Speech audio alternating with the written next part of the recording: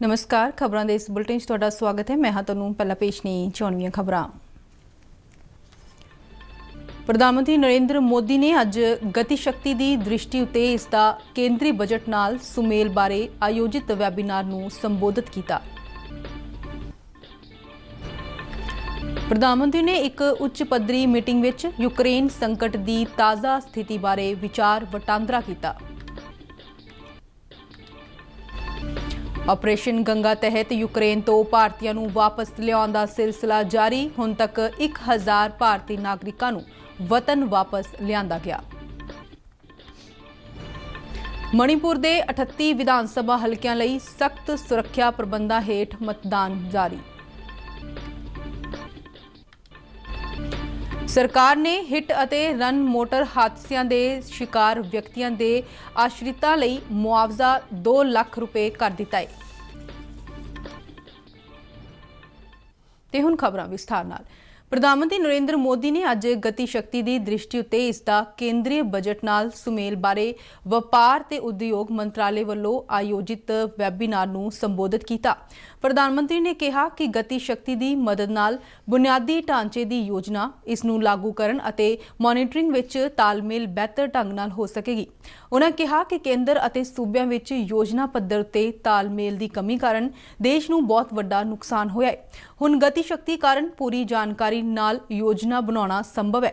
उन्होंने कहा कि केंद्र सरकार बहुत वड्डे टीचिਆਂ ਨੂੰ ਲੈ ਕੇ ਅੱਗੇ ਵਧ ਰਹੀ है। प्रधानमंत्री ने कहा है कि इंफ्रास्ट्रक्चर ईज ऑफ लिविंग नाल ईज ऑफ डूइंग विच सुधार हुंदा है। प्रधानमंत्री ने कहा कि केंद्र ते सूबियां दी सहायता लई 1 लाख करोड़ रुपए की व्यवस्था की गई है। उन्होंने कहा कि दूर दराडे खेत्रों में कनैक्टिविटी सुधारन लई राष्ट्रीय योजना चलाई जा रही है। प्रधानमंत्री ने निजी निवेशकों को देश के विकास में अपना योगदान पाने लई अपील की थी। आमतौर पर हमारे यहाँ पुराना जो अनुभव रहा है और ज्यादातर एक परंपरा बन गई है कि जब जैसी जरूरत हो वैसे ही इंफ्रास्ट्रक्चर का निर्माण कर लिया जाए, यानी टुकड़ों में आवश्यकता के अनुसार होता रहता था। और उसमें भी केंद्र, राज्य, स्थानीय निकाय और प्राइवेट सेक्टर में तालमेल की कमी होने का देश ने बहुत नुकसान उठाया। पीएम गति शक्ति के कारण अब हर कोई पूरी जानकारी के बीच अपनी योजना बना पाएगा।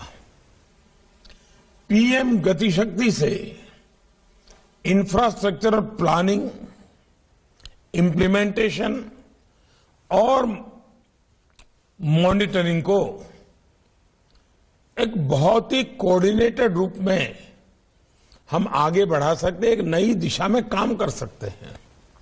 ये ईज ऑफ लिविंग के साथ ही ईज ऑफ डूइंग बिजनेस को भी सुधारता है।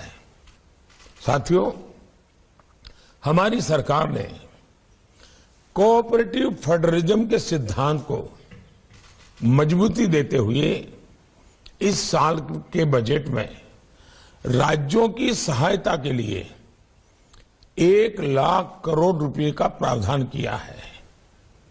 राज्य सरकारें इस राशि का उपयोग मल्टी मॉडल इंफ्रास्ट्रक्चर और अन्य प्रोडक्टिव एसेट पर कर सकेगी।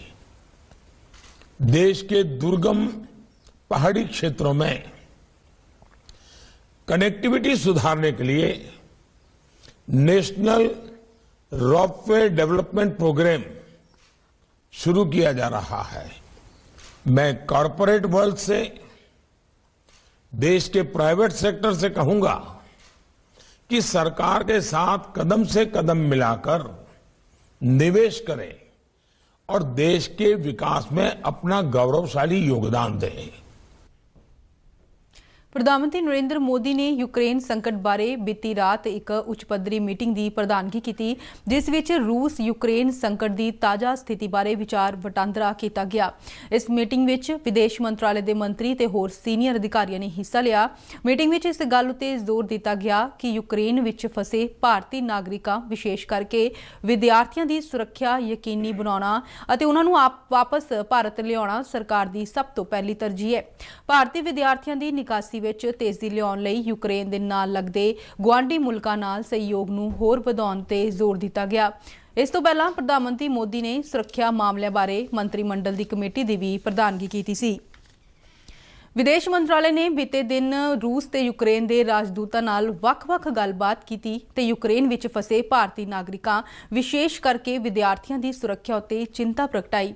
ਵਿਦੇਸ਼ ਸਕੱਤਰ ਹਰਸ਼ਵਰਧਨ ਸ਼੍ਰਿੰਖਲਾ ਨੇ ਨਵੀਂ ਦਿੱਲੀ ਵਿੱਚ ਕਿਹਾ ਹੈ ਕਿ ਉਹਨਾਂ ਨੇ ਭਾਰਤੀ ਨਾਗਰਿਕਾਂ ਦੀ ਸੁਰੱਖਿਆ ਨੂੰ ਯਕੀਨੀ ਬਣਾਉਣ ਲਈ ਭਾਰਤੀ ਨਾਗਰਿਕਾਂ ਦੀਆਂ ਹਾਜ਼ਰੀ ਵਾਲੀ ਜਗ੍ਹਾ ਬਾਰੇ ਦੋਨਾਂ ਰਾਜਦੂਤਾਂ ਨਾਲ ਜਾਣਕਾਰੀ ਸਾਂਝੀ ਕੀਤੀ। ਉਹਨਾਂ ਕਿਹਾ ਕਿ ਯੂਕਰੇਨ ਵਿੱਚੋਂ ਭਾਰਤੀਆਂ ਨੂੰ ਲਿਆਉਣ ਲਈ ਹੋਰ ਉਡਾਨਾਂ ਦਾ ਪ੍ਰਬੰਧ ਕੀਤਾ ਜਾ ਰਿਹਾ ਹੈ। ਹੰਗਰੀ ਤੇ ਰੋਮਾਨੀਆ ਦੋਨਾਂ ਥਾਵਾਂ ਤੇ ਸਰਹੱਦੀ ਚੌਂਕੀਆਂ ਕੰਮ ਕਰ ਰਹੀਆਂ ਨੇ। ਹਾਲਾਂਕਿ ਪੋਲੈਂਡ ਦੀ ਸਰਹੱਦੀ ਚੌਂਕੀ ਉੱਤੇ ਭੀੜ ਹੈ, ਕਿਉਂਕਿ ਲੱਖਾਂ ਵਿਦੇਸ਼ੀ ਨਾਗਰਿਕ ਇਸ ਰਸਤੇ ਬਾਹਰ ਨਿਕਲਣ ਦਾ ਯਤਨ ਕਰ ਰਹੇ ਨੇ।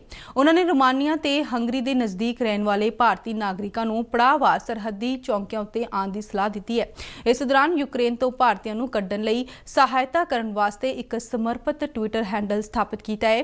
ਵਿਦੇਸ਼ ਮੰਤਰਾਲੇ ਦੇ ਬੁਲਾਰੇ ਅਰਿੰਦਮ ਬਾਗਚੀ ਨੇ ਇੱਕ ਟਵੀਟ ਵਿੱਚ ਕਿਹਾ ਹੈ ਕਿ ਲੋਕ ਆਪਣੇ ਸਵਾਲ इस ट्विटर उत्ते पोस्ट कर सकते हैं। यूक्रेन के पश्चिमी इलाके से भारतीय और पड़ोसी देश जैसे कि रोमानिया, हंगरी, पोलैंड और स्लोवाकिया गणतंत्र के रास्ते से बाहर निकाला जा रहा है। इन सीमाओं के नज़दीक कैंप ऑफिस तैनात की जा रही हैं और सीमाओं पर हमारी और मंत्रालय की टीम 24 घंटे वहाँ पे मौजूद हैं। अभी तक 1000 से अधिक लोगों को रोमानिया और हंगरी से रास्ते से सुरक्षित निकालकर वापस लाया जा चुका है। ਰੱਖਿਆ ਮੰਤਰੀ ਰਾਜਨਾਥ ਸਿੰਘ ਨੇ ਕਿਹਾ ਹੈ ਕਿ ਯੂਕਰੇਨ ਵਿੱਚ ਫਸੇ ਸਾਰੇ ਭਾਰਤੀਆਂ ਨੂੰ ਸਰਕਾਰੀ ਖਰਚ ਉੱਤੇ ਭਾਰਤ ਲਿਆਂਦਾ ਜਾਵੇਗਾ। ਉਹਨਾਂ ਕਿਹਾ ਹੈ ਕਿ ਸਰਕਾਰ ਨੇ ਯੂਕਰੇਨ ਦੇ ਗੁਆਂਢੀ ਦੇਸ਼ਾਂ ਦੀ ਮਨਜ਼ੂਰੀ ਨਾਲ ਉੱਥੇ ਫਸੇ ਭਾਰਤੀਆਂ ਨੂੰ ਵਾਪਸ ਲਿਆਉਣ ਲਈ ਉਡਾਨਾਂ ਦੀ ਗਿਣਤੀ ਵਧਾਉਣ ਦਾ ਫੈਸਲਾ ਕੀਤਾ ਹੈ। ਸੰਯੁਕਤ ਰਾਸ਼ਟਰ ਨੇ ਰੂਸ ਤੇ ਯੂਕਰੇਨ ਵਿਚਾਲੇ ਚੱਲ ਰਹੀ ਜੰਗ ਬਾਰੇ ਵਿਚਾਰ ਵਟਾਂਦਰਾ ਕਰਨ ਲਈ ਅੱਜ ਸੰਯੁਕਤ ਰਾਸ਼ਟਰ ਦੀ ਜਨਰਲ ਅਸੈਂਬਲੀ ਦਾ ਐਮਰਜੈਂਸੀ ਸੈਸ਼ਨ ਬੁਲਾਇਆ ਹੈ। ਸੰਯੁਕਤ ਰਾਸ਼ਟਰ ਜਨਰਲ ਅਸੈਂਬਲੀ ਦੇ ਪ੍ਰਧਾਨ ਅਬਦੁੱਲਾ ਸ਼ਾਹਿਦ ਸੰਯੁਕਤ ਰਾਸ਼ਟਰ ਦੇ ਮੁੱਖ ਦਫ਼ਤਰ ਵਿੱਚ ਹੋਣ ਵਾਲੇ ਇਸ 11ਵੇਂ ਐਮਰਜੈਂਸੀ ਵਿਸ਼ੇਸ਼ ਸੈਸ਼ਨ ਦੀ ਪ੍ਰਧਾਨਗੀ ਕਰਨਗੇ। ਇਸ ਤੋਂ ਪਹਿਲਾਂ ਬੀਤੀ ਰਾਤ ਸੰਯੁਕਤ ਰਾਸ਼ਟਰ ਸੁਰੱਖਿਆ ਕੌਂਸਲ ਦੇ ਵਿਸ਼ੇਸ਼ ਇਜਲਾਸ ਦੌਰਾਨ ਵੋਟਿੰਗ ਹੋਈ। ਭਾਰਤ ਨੇ ਵੋਟਿੰਗ ਵਿੱਚ ਹਿੱਸਾ ਨਹੀਂ ਲਿਆ। रूस ने वोटिंग के मुद्दे के विरोध में वोट पाई, जबकि 11 होर संयुक्त राष्ट्र सुरक्षा परिषद के मैंबरां ने मते के हक में वोटां पाईआं। ਭਾਰਤ ਸਰਕਾਰ ਵੱਲੋਂ ਜੰਗ ਨਾਲ ਪੀੜਤ ਯੂਕਰੇਨ ਤੋਂ ਭਾਰਤੀਆਂ ਨੂੰ ਵਤਨ ਵਾਪਸ ਲਿਆਉਣ ਦਾ ਸਿਲਸਿਲਾ ਜਾਰੀ ਹੈ। ਵਿਦੇਸ਼ ਸਕੱਤਰ ਹਰਸ਼ਵਰਧਨ ਸ਼੍ਰਿੰਗਲਾ ਨੇ ਕੱਲ ਨਵੀਂ ਦਿੱਲੀ ਵਿੱਚ ਦੱਸਿਆ ਹੈ ਕਿ ਰੂਸ ਯੂਕਰੇਨ ਜੰਗ ਸ਼ੁਰੂ ਹੋਣ ਤੋਂ ਬਾਅਦ ਭਾਰਤ ਨੇ ਹੁਣ ਤੱਕ 1000 ਨਾਗਰਿਕਾਂ ਨੂੰ ਭਾਰਤ ਲਿਆਂਦਾ ਹੈ ਤੇ ਬਾਕੀ ਭਾਰਤੀਆਂ ਨੂੰ ਕੱਢਣ ਦੀਆਂ ਕੋਸ਼ਿਸ਼ਾਂ ਜਾਰੀ ਨੇ। ਆਪਰੇਸ਼ਨ ਗੰਗਾ ਤਹਿਤ ਕੱਲ ਦੂਜੇ ਦਿਨ 에ਅਰ ਇੰਡੀਆ ਦੀਆਂ 3 ਉਡਾਨਾਂ ਰਾਹੀਂ ਯੂਕਰੇਨ ਤੋਂ 688 ਭਾਰਤੀ ਨਾਗਰਿਕ ਲਿਆਂਦੇ ਗਏ। ਰੋਮਾਨੀਆ ਦੀ ਰਾਜਧਾਨੀ ਬੁਖਾਰੈਸਟ ਅਤੇ ਹੰਗਰੀ ਦੀ ਰਾਜਧਾਨੀ ਬੁਡਾਪੈਸਟ ਰਾਹੀਂ 에ਅਰ ਇੰਡੀਆ ਦੀਆਂ 3 ਉਡਾਨਾਂ ਵਿੱਚ ਸਵਾਰ 688 ਭਾਰਤੀ ਵਾਪਸ ਪਰਤੇ।